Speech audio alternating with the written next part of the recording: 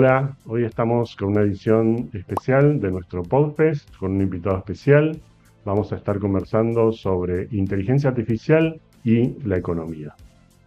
Nuestro invitado hoy es Andrés Borenstein. Andrés es economista de BTG Pactual, profesor de economía en la Universidad de Itela y en la Universidad de Buenos Aires, autor del libro Puede fallar sobre comunicación y política económica y autor también de un podcast muy bueno que les recomiendo, que es La economía en 3 minutos para los que quieran seguir la realidad económica argentina. ¿Cómo estás, Andrés? Bienvenido. Muy bien, Pablo, muchas gracias por la invitación.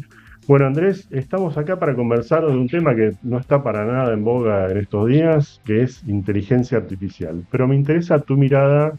Nosotros obviamente tenemos una mirada tecnológica, y dado que esto es un fenómeno muy disruptivo, me interesa conversar con vos para que nos aportes tu mirada desde el punto de vista económico de lo que va a pasar con la inteligencia artificial.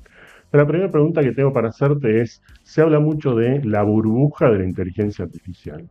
¿Qué es una burbuja? ¿Y esto puede ser una burbuja?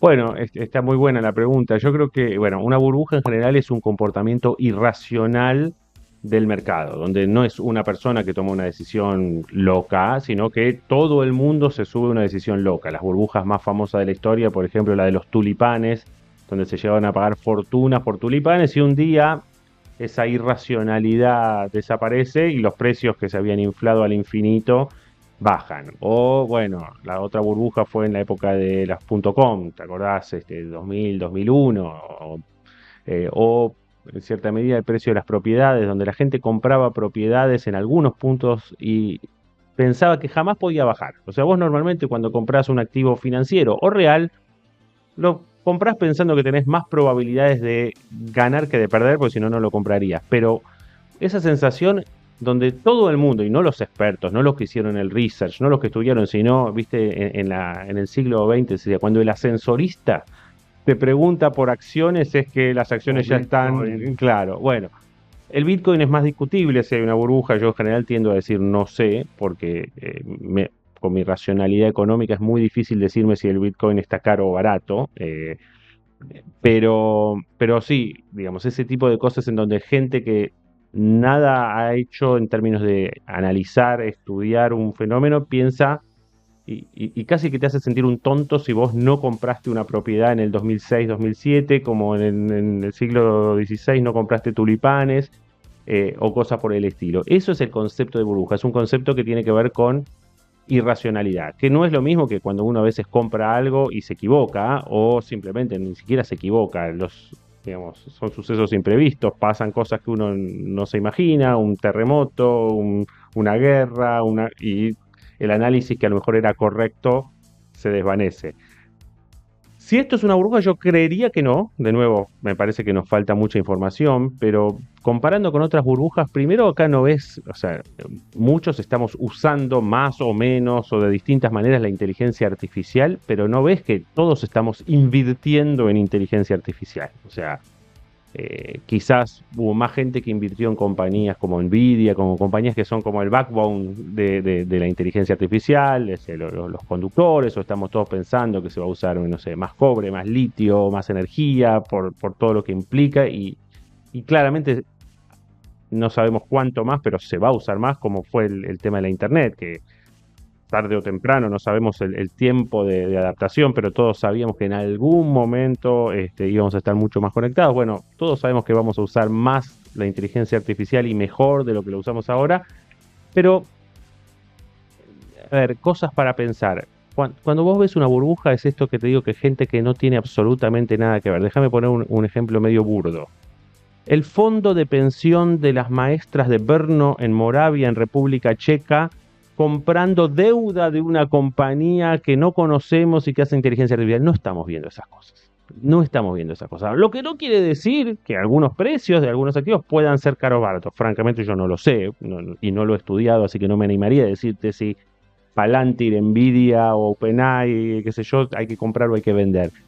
Lo que no me parece es que haya habido ese comportamiento irracional. Fíjate que hasta ahora los únicos como problemitas que hubo son estos fondos de crédito privado, pero que tampoco, digamos, necesariamente son fondos que han invertido en inteligencia artificial. Es posible que algunos fondos sí, pero invirtieron de nuevo, no es ¿quién invierte en estos fondos de crédito privado? No es Doña Rosa, para usar un término del siglo XX, que usaba un periodista que ya se murió hace muchos años. No es la persona de a pie que se dedica totalmente a otra cosa, que puso plata en estos fondos. Entonces, mi mirada, por lo menos por el momento, con la información que hoy tengo, es que burbuja, comportamiento irracional masivo, no veo. Sí, ahí hay un aspecto, digamos, de lo que se está haciendo de inversión, en particular en data centers, que es para mí, por lo menos, lo que me genera más dudas. Se están haciendo inversiones monstruosas en data centers para tener más capacidad de cómputo. Solamente este año, se va a invertir más que un PBI de Argentina. El PBI de Argentina más o menos en 600 mil millones de dólares, si no me equivoco. Este año se va a invertir aproximadamente 700 mil millones de dólares solamente en construcción de data centers. Y ahí hay un tema, una duda, porque, digamos, vos para producir inteligencia artificial, digamos, si lo pensás como la producción de inteligencia artificial como un proceso productivo, tenés básicamente 4 elementos, ¿no? Uno es la capacidad de cómputo, que son los data centers, los chips de NVIDIA, toda la parte física de infraestructura, digamos. Después tenés el insumo básico, que son los datos sobre los cuales se entrenan los modelos. Ese componente medio que ya está agotado porque ya se usó toda la información, el conocimiento que la humanidad produjo en los últimos 5.000 años, ya está metido en los modelos. Después tenés la arquitectura de los modelos en sí, y después tenés, digamos, el post-training, el fine-tuning con feedback humano que se hace después.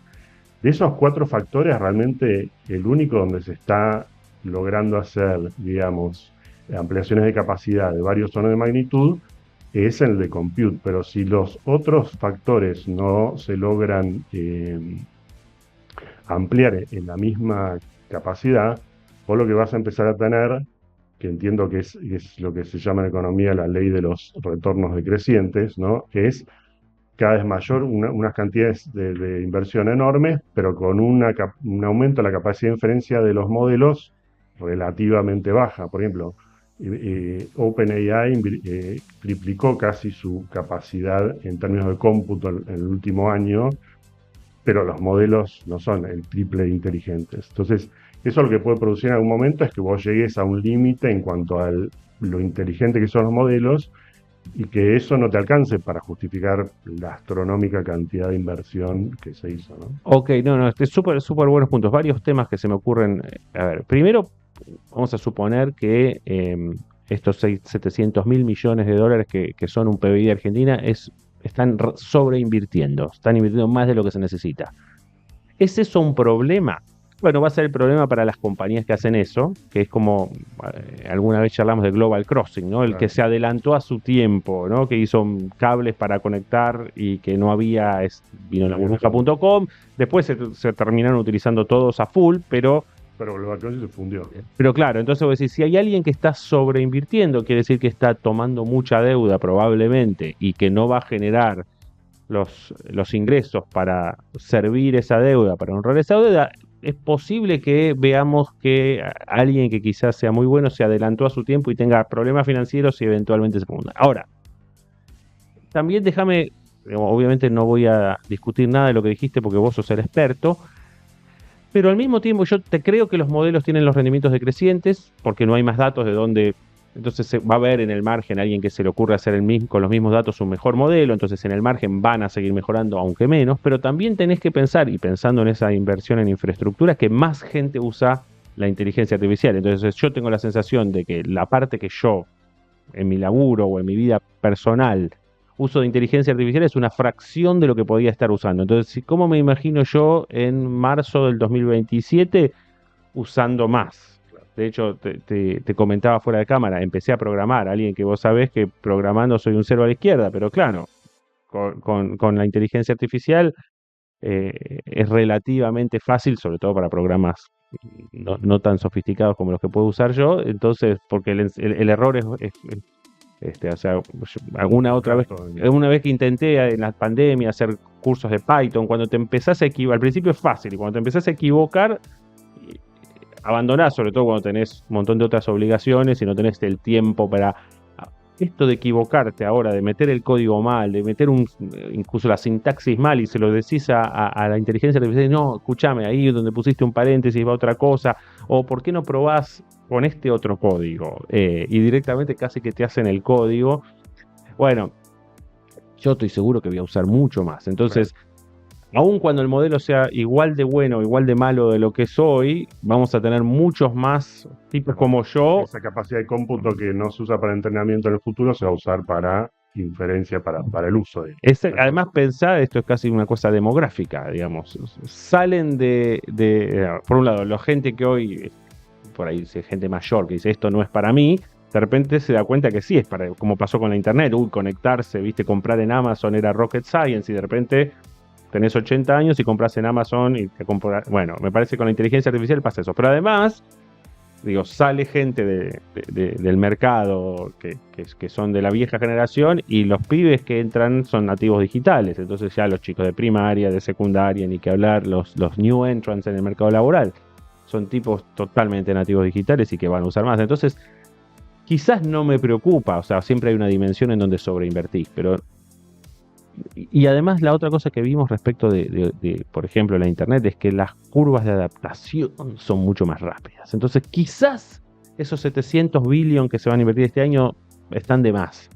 Pero lo que está de más este año, capaz que el año que viene ya no lo llevamos puesto. Y además, como esto es un juego repetido, es decir, el tipo que se pasó de rosca con la inversión en el 2026, en el 2027 pisa el freno. Entonces, quizás ni siquiera tengas ese distrés financiero del que hablábamos, termina siendo un caso extremo de alguien que sobreinvirtió por un montón o que tomó deuda muy cara para hacer esa inversión, qué sé yo. Muy bien.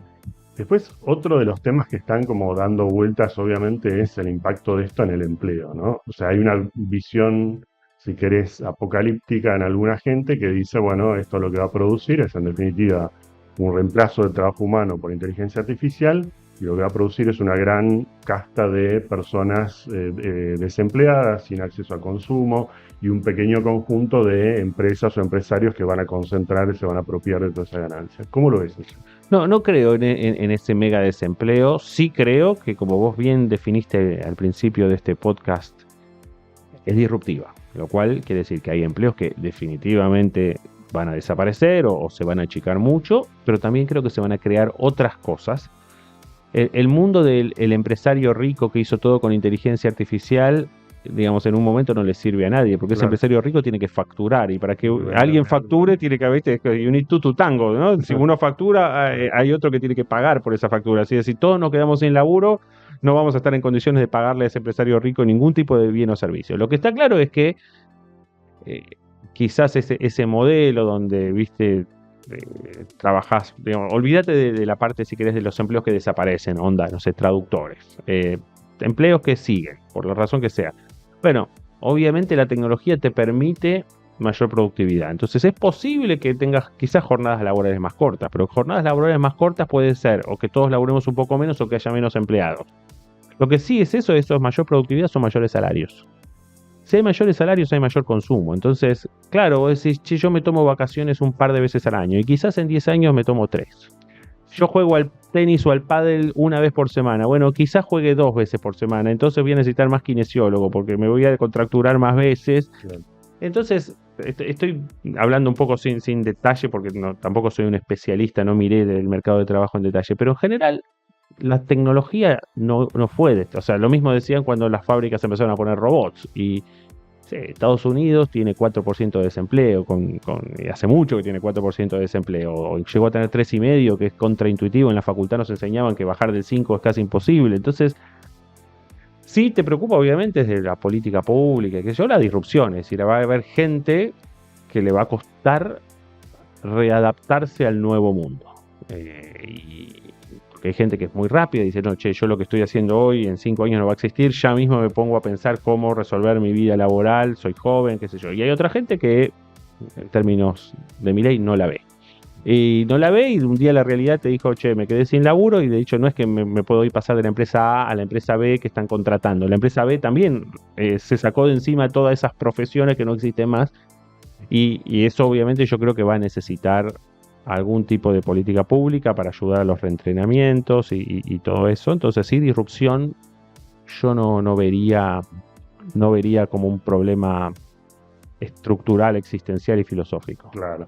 Sí, y después hay cosas como contraintuitivas, por lo menos para lo que uno puede manejar, los que no somos economistas. Por ejemplo, estaba mirando, hace poco salió un estudio de la Clínica Mayo, que es un prestador de salud, es el más importante de Estados Unidos, que tiene como 1 millón de pacientes al año, una cosa así muy, muy grande, que tienen para el tema de diagnóstico por imágenes, hace bastantes años ya, mucho uso intensivo de inteligencia artificial. Tienen como 250 modelos de inteligencia artificial aplicados al diagnóstico por imágenes.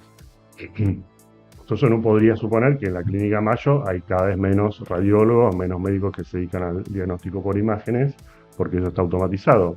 En los últimos 2 años la cantidad de radiólogos en la Clínica Mayo creció un 50%. Entonces cuando se pusieron a analizar por qué, resulta que cuando empezó a bajar el costo de diagnóstico por imágenes por la aplicación de la tecnología y hacerse más rápido, los médicos empezaron a pedir cada vez más diagnóstico por imágenes, porque es más rápido, más barato, lo puedes hacer por precaución. Los diagnósticos se hicieron antes, se hacen más tempranamente, entonces hay un mayor seguimiento con diagnóstico de imágenes durante la vida del paciente. Y todo eso en lo que en definitiva lo que generó es más demanda en lugar de menos, ¿no? Que es lo contrario de lo que uno podría suponer. Y es posible que en algunas profesiones, no en todas, ocurran cosas por el estilo. Totalmente, y además, si vos te pones a pensar, esto no es necesariamente por inteligencia artificial, pero si querés por el progreso técnico en general, que incluye la biología y qué sé yo, la gente va a vivir más años. Claro. Entonces, primero, la gente mayor necesita mucho más cuidados, ayuda, y entonces esos son empleos, o sea, y el cuidado de las personas mayores es empleo intensivo. Entonces uno podría decir, che, van a perder determinadas profesiones, vas a necesitar más gente a cargo de cuidar a los viejos.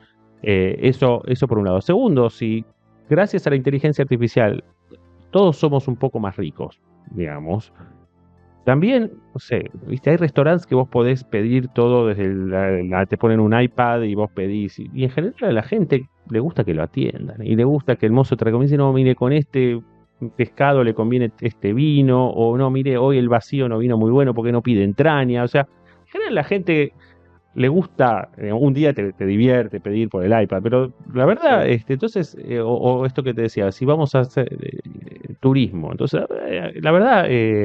está buenísimo los hoteles que tienen la traducción simultánea, porque vas a China o vas a Japón, no entendés nada, entonces ellos no hablan bien inglés y tenés todas esas cosas, fenomenal, te ayudan un montón. Pero en realidad en esos hoteles vos querés servicio, querés ir al spa y que te atiendan, querés que te ayuden cuando tenés un problema, ¿no? Todo el self-service. Entonces yo creo que va a ser... digamos, van a haber otras profesiones. Lo que sí cambió es que antes vos decís, saco gente de la industria porque hay progreso técnico y la pongo en los servicios. Acá saco de algunos servicios y los pongo en otros servicios. Claro. Que eso es lo que a veces te cuesta pensar. Pero también yo creo que hay lugares, entonces, bueno, ¿se puede hacer trading de algoritmos? Sí, por supuesto, y se hace. ¿Es la única forma de hacer trading? No. También la viveza del trading que dice, prefiero esperar no comprar a la mañana porque a la tarde creo que va a bajar el precio. Bueno, el algoritmo puede capturar algo de eso, pero a veces esa cosa de pensar fuera de la caja, que es lo que le cuesta más a los algoritmos, eso también es un valor. Entonces vas a tener el tipo que, la parte mecanizada, si querés, con modelos sofisticados y inteligentes de verdad, y el carisma, la viveza, la experiencia, vale. Sí. Después hay otro factor que me parece que quizás se está sobreestimando hoy, que es la velocidad de adopción de esta tecnología, porque digamos, los modelos realmente han avanzado muy rápidamente en los últimos 2 años, te diría, pero lo que nosotros vemos por nuestro lado es que la velocidad de adopción, sobre todo en empresas grandes, es lenta. O sea, hay un montón de temas de regulaciones, de seguridad, de cómo convive esta tecnología con todos los sistemas que ya existen, que hacen que esto, digamos, no va tan rápido en términos de adopción, y eso para mí es una ventaja porque, digamos, una cosa es si hay una disrupción muy fuerte en, no sé, en 6 meses en el mercado laboral, y otra cosa es si transcurre a lo largo de varios años, que me parece que es mucho más fácil de absorber, incluso del diseño de políticas públicas. Ahora, te hago, por ejemplo, déjame pensar algo provocador, que estoy como pensando en voz alta. Vos viste que en Argentina hoy tenemos un tema subió mucho la morosidad de los créditos personales, de las tarjetas de crédito. Entonces eso tiene que ver con que los bancos por ahí crecieron su stock de préstamos muy rápido. No es atípico lo que pasó en Argentina. Y cuando hablas con algunos bancos te dicen, no, porque nosotros usamos inteligencia artificial. Bueno, digo, si usás inteligencia artificial y te subieron mucho la mora, es que o tenías mal el modelo o no usás y estás diciendo marketing que usás porque alguien un día compró una licencia de Claude en sistema. Pero lo que yo pienso es, si de verdad hubieran utilizado mucho más los datos que existen, la mora hubiera sido más baja.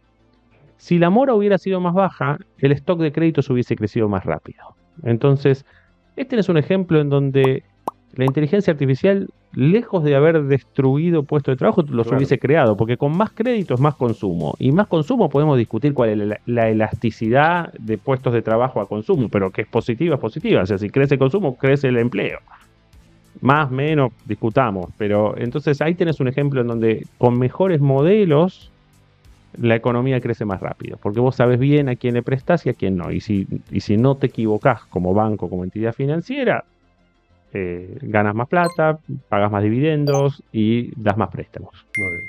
Bueno, nos vamos a quedar con esa visión optimista entonces. Muchas gracias, Andrés, por tu participación. Gracias a ustedes por mirarnos y nos vemos en el próximo podcast. Muchas gracias por la invitación.